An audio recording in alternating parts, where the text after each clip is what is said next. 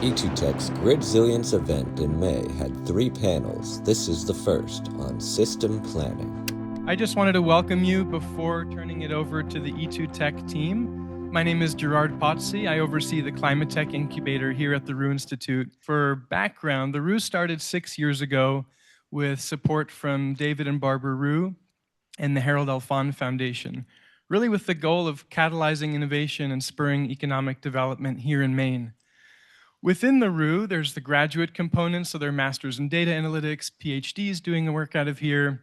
And then we have an entrepreneurship team, and I sit on the Climate Tech Incubator side.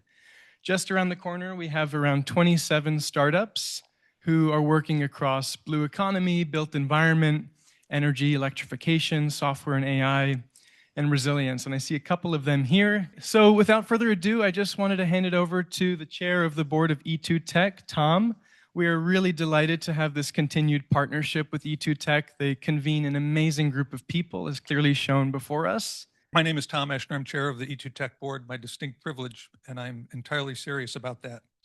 I want to thank the Roux. I want to thank Central Maine Power, Chinbro, and Drummond Woodsum, and I'm sure that Orion will offer thanks again. But really, I just want to take a minute to talk about the relevance of a program like this. But I saw an article recently in Quaternary Science Reviews that piqued my interest. It was called Spatial Resilience and Population Replacement in Europe During MIS-3, a comparative study of Neanderthals and Homo sapiens. MIS-3, or the marine isotope stage 3, is a geologic period from about 60,000 to about 30,000 years ago. It was characterized by rapid extreme climate changes, variable sea levels. Might sound familiar. There are a couple of interesting things about this period in particular. There were abrupt changes in greenhouse gas levels, as evidenced in cores from around the world. And on the European continent, there was a major migration out of Africa, and our Homo sapien ancestors were migrating into Europe and confronting and actually living with the Neanderthals, the Homo neanderthalensis, our closest extinct relative.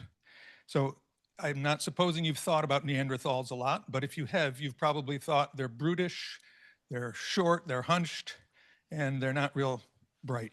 But in fact, they used tools, they walked upright, they made fire, they wove fabrics, they created art, and they were a whole lot more intelligent than we gave them credit for. So the question has long been why they are gone and we're here.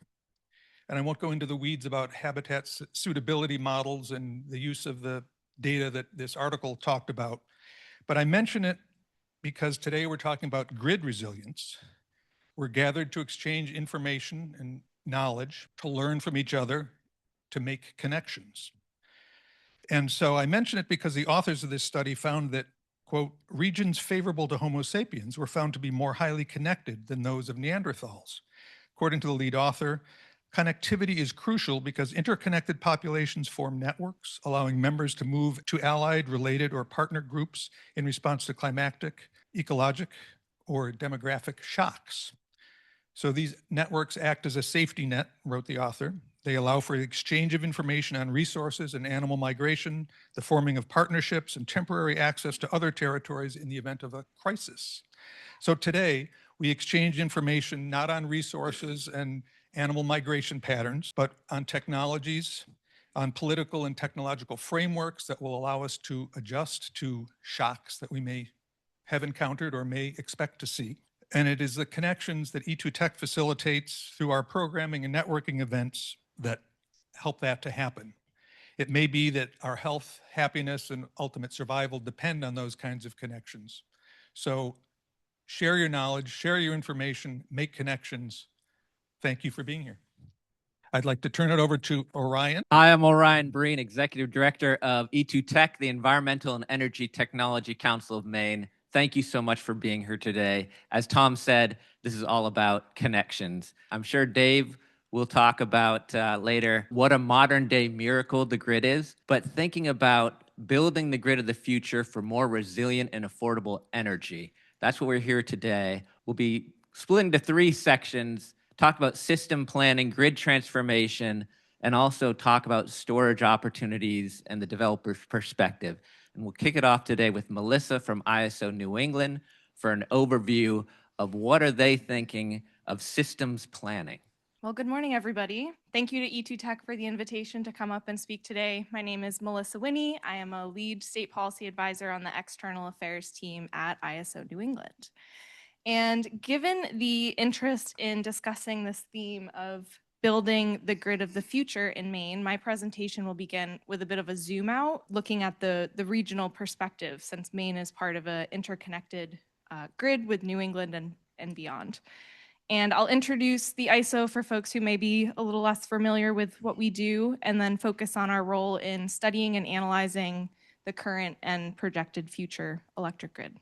So just quickly, ISO New England, we are regulated by the Federal Energy Regulatory Commission, or FERC, and we're required to meet reliability standards as determined by the North American Electric Reliability Corporation, or NERC, in operating and planning the system. Were established by Congress and the states during a time that we call restructuring to provide open access to the transmission system and introduce competition in generation of electricity.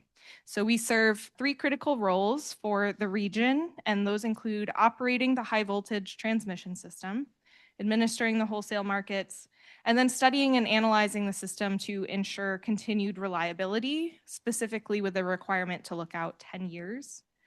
And so today I'll focus primarily on that third role in system planning and highlight a few initiatives that of our particular interest to this group, specifically in Maine. So I mentioned we engage in studies of the transmission system, and that study process is done through a public open stakeholder group known as the Planning Advisory Committee, or PAC. So if you're interested, you're welcome to join those meetings. They happen usually monthly. And those components are summarized in a regional system plan, and we publish that every 2 years. There's some really great 2-page fact sheets and summaries of those if you want the high-level takeaways. And all of those planning processes are governed by FERC regulation, and we're working with our stakeholders and sometimes directed by FERC to make changes to those planning processes to ensure they're serving the region as best as we can. So I mentioned we're required to study and analyze the system out 10 years. We forecast load, and there's a lot of complex modeling that goes into that. But we work really closely with our stakeholders and our state policymakers and regulators to make sure that we have a clear understanding of policies that may, for example, reduce electricity demand, like energy efficiency or distributed energy resources, and those that would increase demand, like EVs and heat pumps.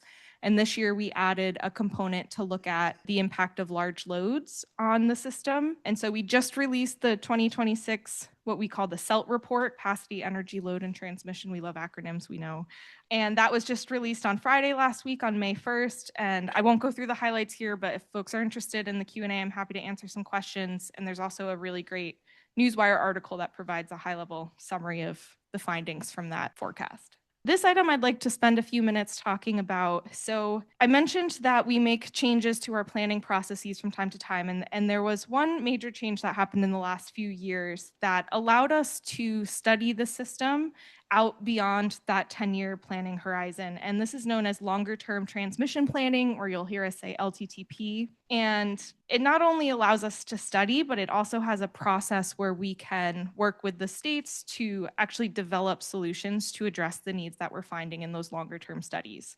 So this began in 2020 with the New England States Committee on Electricity, or NESCO, releasing a vision statement that recommended that the ISO incorporate this kind of longer-term transmission planning process.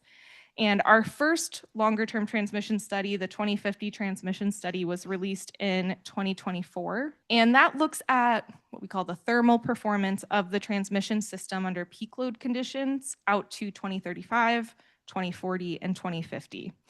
And in that study, we identified what were called high likelihood transmission system concerns. And these were issues on the transmission system that were showing up under a variety of different future conditions. And among a various number of those, one of the concerns we found was high overloads that were seen on the transmission lines leading from Maine and New Hampshire south into the Boston area. And this was the concern that NESCO decided to address through a procurement process. And so in December of 2024, NESCO submitted a formal request to the ISO to issue the first regional solicitation under this new process. And it identified the scope that I have shown on the slide here. Essentially, we were asked to go out for procurement for solutions that would address constraints or bottlenecks on the transmission system to allow generation in Maine to flow into the rest of the ISO system and benefit from the participation in the wholesale electricity markets. Speaking personally, as someone who has worked in Maine on energy policy, there's a number of reasons why addressing these constraints have been challenging to accomplish throughout the years. And so I see this as a really impactful opportunity to address constraints and to do that through a regional process. And this is separate from what you may have heard about the Northern Maine procurement that was directed by Maine state legislation and that the PUC is currently undergoing the procurement for, but they are related. And proposals were due in September last year. We're providing updates through the PAC, and our timeline is to select a preferred solution to identify that by September of this year. So it is an open RFP. I can't speak to a lot of the specifics, but if you're interested, there's a lot of materials on our website. And if you can't tell already, the PAC is a great place to stay updated on the system planning component of the work that we do. And there's one other item that I wanted to note that is underway and relatively new, and this is known as asset condition reviewer. And thinking back to the topic for this forum, when we think about the future grid, we also need to consider the existing infrastructure that the region has already invested in, and that infrastructure is aging. And so at the request of the states and stakeholders, the ISO is currently working on a process to develop an independent advisory asset condition reviewer role to bring some oversight to the process for asset condition projects. And that's the replacement of deteriorating existing transmission infrastructure. To be clear, the ISO does not own any infrastructure. We don't have any financial stake in the companies that participate in our markets. So these are projects that are managed and proposed by the transmission owners. And it's not something that's currently part of the ISO's jurisdiction to play a part in this process this directly. And we're the first ISO to take on this type of role. So we would provide some technical objective review of select large asset condition projects to help inform interested parties and the public and make the process and the information a bit more uniform and transparent. We are currently working through an interim review process. So we have a consultant on board who's helping us work through some reviews before we finalize the framework and implement the permanent role. And we're hoping we can learn some lessons through that as we're doing it. And we're working very closely with transmission owners and stakeholders on this process. Our goal is to have the role defined and start to implement it in January of 2027. And again, we provide updates on this at the PAC.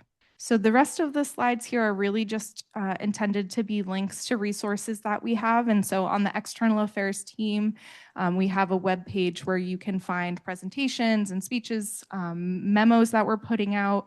We've also started doing informational webinars on key study work that we're performing to help make that information a bit more accessible. Some of that can be really technical and long reports. So it's a great way to learn a little bit more about the work that we're doing. We actually have office hours that we're hosting that's coming up on May 11th, I believe, where you can join us during lunch and ask folks from my team some questions if there are things you haven't had a chance to be answered in the past. And then I always have to mention, if you don't have it yet, the ISO to Go app is a really awesome resource to see real-time wholesale prices and the resource mix. And so you can download that for free. I mentioned the ISO Newswire is a great resource for articles on recent work that we're doing, and we're on a few different social media platforms as well. So hopefully that offers some helpful perspective on the regional work that we're doing related to system planning. And then I think we'll start to zoom in a bit more specifically on Maine. So thank you all. Look forward to the discussion. Thank you so much, Melissa.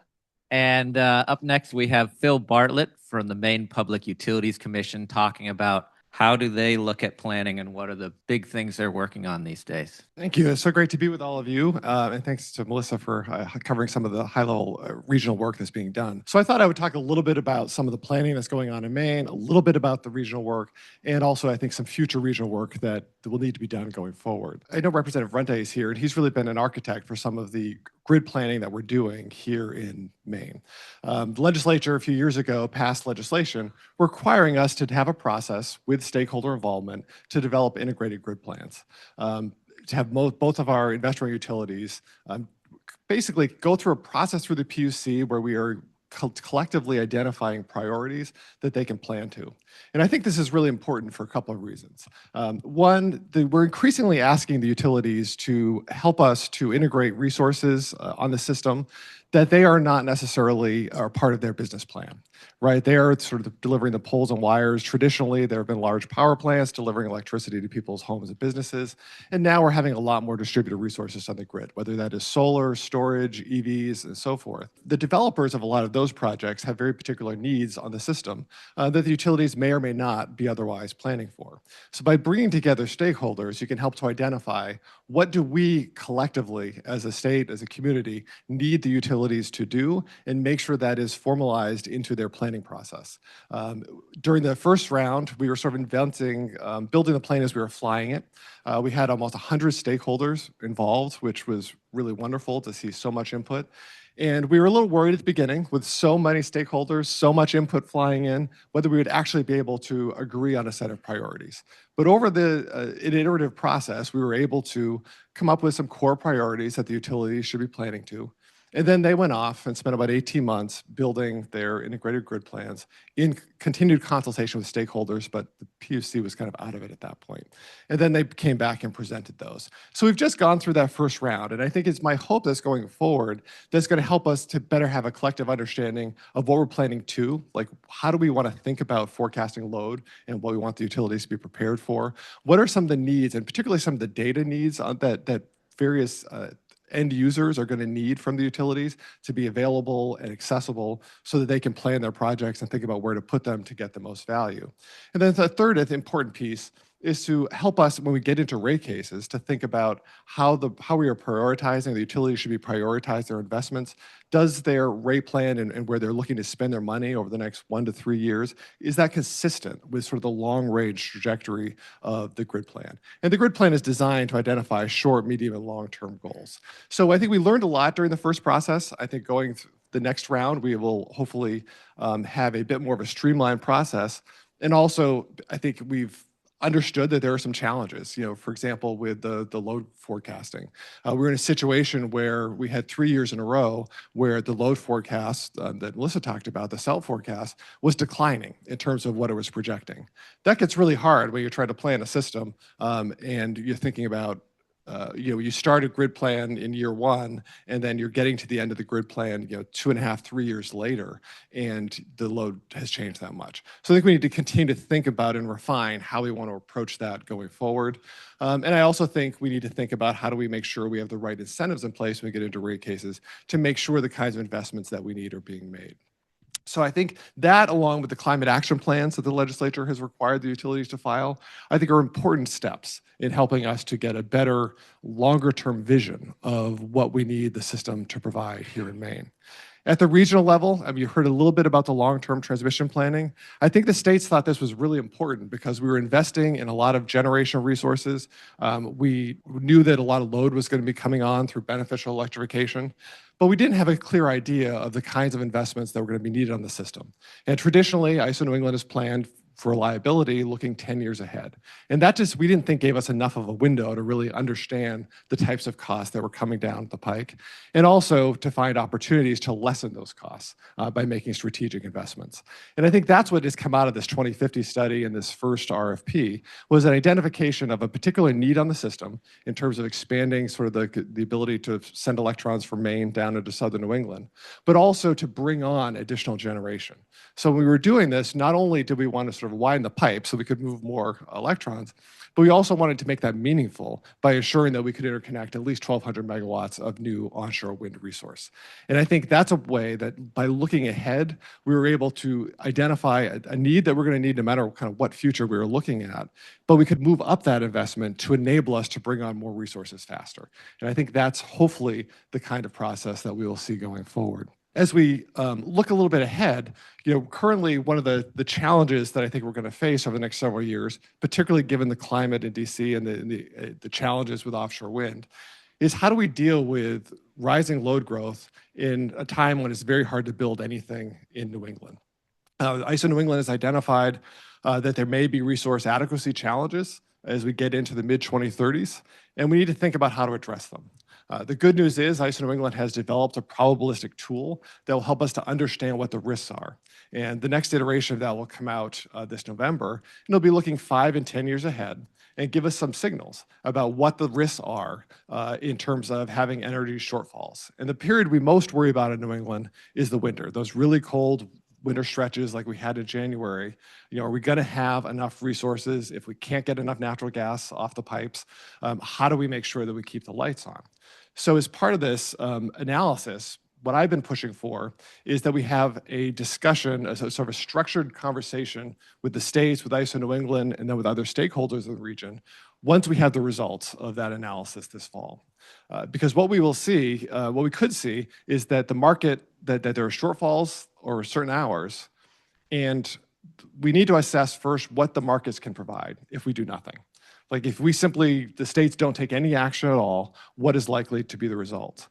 What we think the result is probably going to be, what the market procure is dual fuel resources, meaning that existing natural gas plants could potentially convert to dual fuel and burn oil when the natural gas isn't available or when it's just astronomically expensive. This is great from a reliability standpoint, but this could be just a disaster, not even necessarily environmentally, although that is an issue, but I think much more so from an economic perspective in people's pocketbooks. We saw in January just how expensive it was to burn oil to get us by. We've seen with the invasion of Iran the risk that that poses. So we need to be thinking about what other options could be available by looking ahead. And so my hope is that as part of the discussion, we can all start with what can the market provide? What can the states do about it if they don't like that outcome, or how could they complement that outcome? Have a better understanding of what the duration of potential shortfalls is. Are we solving for a few hours, a few days? What is the need? I think an important component for the region is going to be load flexibility. How much can we push that? And how much do we need to push that and accelerate that over the next 5 to 10 years to help us get through some of these tight patches? Because if we can be successful, it will allow us to bring a lot more load onto the system without adding a lot of extra costs. And I think as we get into the large load discussion, that will be part of the importance of that discussion, is thinking about how do we bring on new load in a way that isn't driving up our peaks and making things incredibly expensive. So I think that is the next iteration of planning that the region is going to have to do so that we can think about what market changes might be needed to bring about the kinds of load flexibility or other resources that we may need to complement the oil and gas, but also to think about what states might be doing outside the market. We know that the states are doing a lot of procurements in New England, and that we expect that to continue. To the extent we can get information collectively as a region about what the needs are, that can help shape those procurements so that not only are we just going after carbon-free resources, but we can be targeting the types of resources that can add the most value to the system when we need it.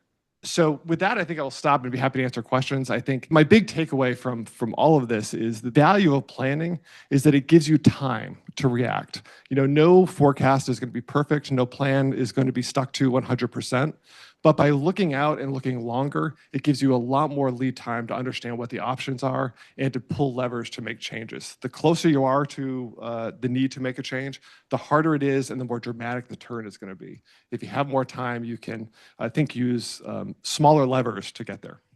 Thank you so much, Phil. I want to bring up Ethan Tremley from the Maine Department of Energy Resources, and then we'll have all of them come up to answer a few questions that you have. Good morning, everybody. I want to thank E2 Tech and the sponsors and for hosting this event and for inviting DOER to participate. And thank you all for getting up early and making the trip to be here and be part of this conversation. I'm going to talk a little bit about DOER, who we are. We're kind of new.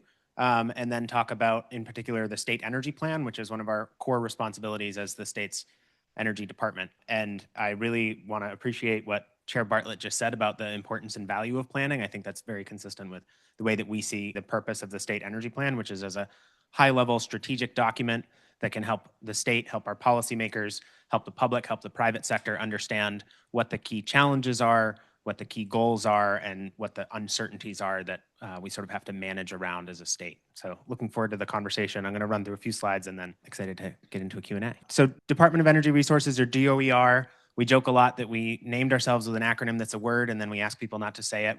We are doers. We do a lot of things, but we call the agency DOER, where the state's cabinet level state energy department have a lot of responsibilities primarily related to planning, policies, and development. I want to also give a shout out to Representative Runte for his leadership in passing the legislation with many of his colleagues last year to create the Department of Energy Resources. So if you remember, the Governor's Energy Office, or GO, DOER is its successor. We are now a permanent cabinet level state agency with a professional staff. So really excited about what that means for the state's energy future long term in terms of consistency and planning expertise. We are organized into 4 divisions. I call this our parliament chart because that's what it looks like to me. My division is planning and policy, which is where the state energy plan sits. It's a product of the entire department and informed by a great deal of stakeholder input. And so we're in the middle of the process of updating it, which I'll talk more about in a second. We also have a supply and security division, energy efficiency and economy and innovation, which are led by my colleagues. And we have a really great team at DOER doing a lot of work in these areas. So the state energy plan, we call it the Maine Energy Plan, has been a requirement of law for several years, for several decades actually, and was previously the responsibility of the Governor's Energy Office. In creating DOER, the legislature tweaked some of those responsibilities and increased sort of the scope and purpose of the energy plan. We do have an energy plan on the books today, if you will, that we're working hard to execute. It was released in January 2025, has that nice cover there that you see. There are 5 overarching objectives of the current state energy plan. They are affordability, reliability and resilience, clean energy, efficiency, and expanding our clean energy economy. And there's a little bit more words there that you can see to explain exactly how we view each of those things. We don't really see these objectives changing in a big way. We're not going to suddenly decide, for instance, that resilience isn't important, and so let's get that out of there. But the strategies that the state employs to achieve these objectives are constantly in need of tweaking and updating given changes in the global economy, in the political landscape, federally, internationally, locally, as well as changes in technology, changes in institutions, what's happening in the private sector, and so forth. So this is kind of a living document. Some of the things we're excited about in the resilience space, so this is that second objective, we call it Objective B. There are other strategies in the plan, but just a few to call out. We're really focused on data-driven targets for energy resilience across the entire energy system. So we're here today talking about grid resilience. Obviously, basically everyone relies on the grid for their electricity. Our energy systems also encompass the fuels that people burn in their homes for heat and burn in their cars for transportation, as well as the infrastructure that help us get those to end users in the state. So thinking a little bit more broadly about energy system resilience here. We're also really focused on increasing coordination and information sharing. There's a lot of different organizations at the state level, at the regional level, at the local level that have roles that relate to our energy system. And so we're really focused on using the energy plan as a platform to increase coordination, help make sure everyone knows what everyone else is doing, what this plan, how it relates to that plan, and who's responsible in emergency situations, who's responsible for long-term planning, and so forth. Couple things we're excited about, achievements over the past few years. We administer what's called a GRIDsilience grant program. This started as a federally funded program under the bipartisan infrastructure law. So we have about a little over $6 million in being invested right now in resilience projects from Van Buren all the way at the top of the state, down to the Sebago region, out to Madison, and all the way over in Washington County as well, as in addition to other projects. So this is really focused on reducing the impact and incidence of outages, particularly for small utilities and also for innovative systems like microgrids. The statutorily required 10-year integrated grid plans, Chair Bartlett mentioned these at the beginning of his remarks. We're really excited that those first grid plans were filed the end of last year, beginning of this year. Those are a really important platform for helping understand and help shape and provide input to the long-term direction that our investor-owned electric utilities take in preparing the grid for what will be asked of it in the future. There's a companion plan called a Climate Change Protection Plan that was required by the same law, the Governor's Utility Accountability Bill back in 2022, that also really helps inform particularly other agencies, local communities, and other stakeholders who are trying to understand how climate change will impact the state's infrastructure and what that means for their own systems and emergency planning and so forth. So really excited that that additional layer of planning is now public and available for folks to leverage.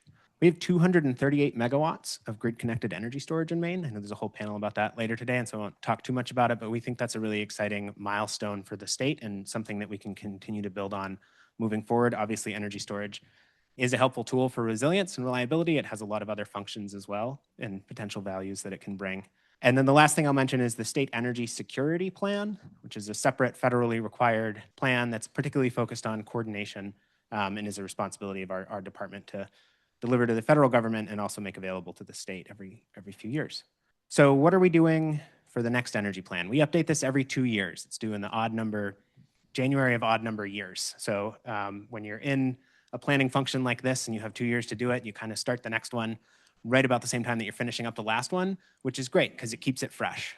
Over the course of this year, we're doing a lot of information and data collection. We just issued a request for information and got a lot of really great feedback at the end of last month from many of the folks in this room and out there listening. We're really excited about that. We'll make that available and that'll help us guide what we do over the course of the next several months to continue updating the plan. We are doing some scenario forecasting, not trying to duplicate, but trying to build on what's done at the regional level with the SELT forecast, but also get into some of the other local trends that shape the amount of energy and the sources of energy that the state will need over the coming years. We'll then get into strategy development and prioritization and continue to have dialogue. Organizations like E2Tech are really helpful and events like this are really helpful because we get to stand up in front of people like you and talk about what we're doing and then have a robust Q&A afterwards. So I'll be thinking about the questions that you're asking and the conversation that's had today as we move forward updating the state energy plan.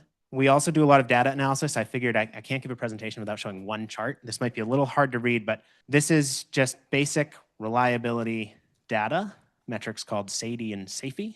So SAIDI measures the average duration of outages on the grid. SAIFI measures the average frequency of outages on the grid. And these data tell an interesting story. This is statewide for Maine and then the other New England states as well as the US average. On the left is the kind of total what customers have experienced. So it includes what are called major event days, major storms. You can see that in Maine, I'll just interpret this for you real quick. In 2024, 1,800 minutes of outage and 3.5 outages that were non-momentarily when you include major event days. If you exclude major event days, that goes down to about 300 minutes of outages and about 2 outages, again, and the average of the system. So some customers experience much more than that, some would experience none, and when you average all together. This is important because when we're thinking about, so reliability is basically the concept that when you flip the switch, the lights come on, right? Is the grid reliable? Is the energy available when you need it? When we think about resilience, we think a little bit more about the system and the individual's capacity and capability to withstand disruptions, right? How long does it take to recover? How much of an impact does it have when there is an outage or a disruption? This is really important in part because what we continue to see, and this is 2024. So there were 2 major federal disasters that affected Maine in 2024. There was the flooding storm in January, and then there was additional flooding and wind and rain storm in April. So those are 2 of the major events that you would see in here that turned into multi-day power outages, as well as other significant infrastructure damage for folks across the state.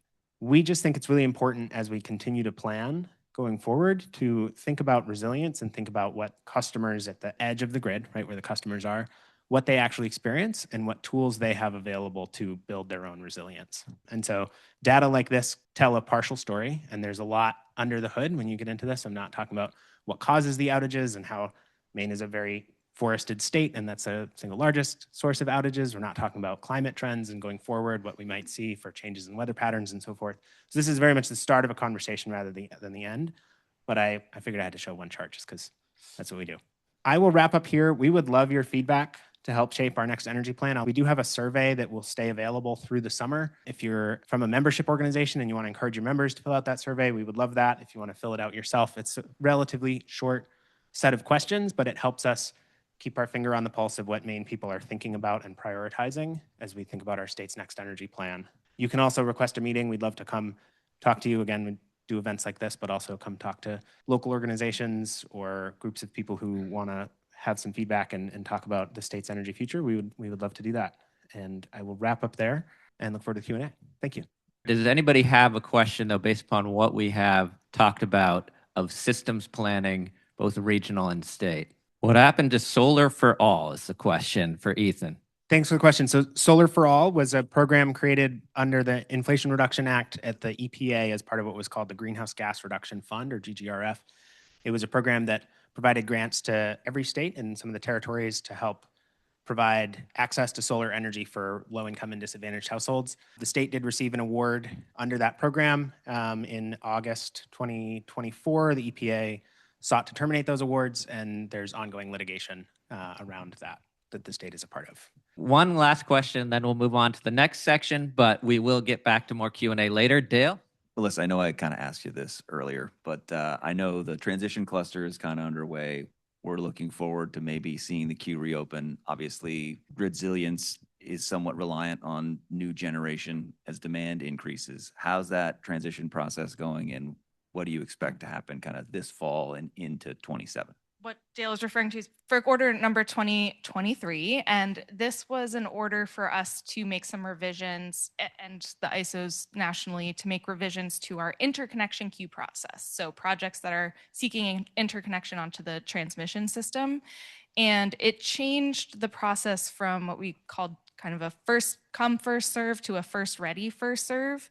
And the intent is to make sure that the projects that are moving forward are actually able to move forward and be developed and kind of keep the process moving a little bit quicker. And so we had a total of 24 interconnection requests that qualified in this first kind of transitional cluster study as we're making these changes. And then we will initiate kind of the full set of changes in the next cluster study moving forward. And so I think we're learning a lot. This is a new process. We're keeping an eye on how this is playing out in other areas as well. I'd also just like to mention that projects that already completed some studies did also get to move forward and keep working. So that's in addition to those new 24 projects. But most of those were battery energy storage that we saw. There were 2 solar projects and 3 wind projects. So, you know, we'll see what comes into the next cluster, but our hope is that these changes help kind of the process move a bit quicker and have some real projects moving forward to get developed. Thank you so much. We'll have Dave Norman from Versant Power come up, talking about how can we transform the grid and actually fulfill some of this planning that we just talked about. E2 Tech programs are supported by our members and sustaining partners like the Maine Technology Institute, which offers grants, loans, equity investments, and services to foster Maine's innovation economy. Find out more about MTI at mainetechnology.org and about upcoming programs at e2tech.org, your main source for innovation information.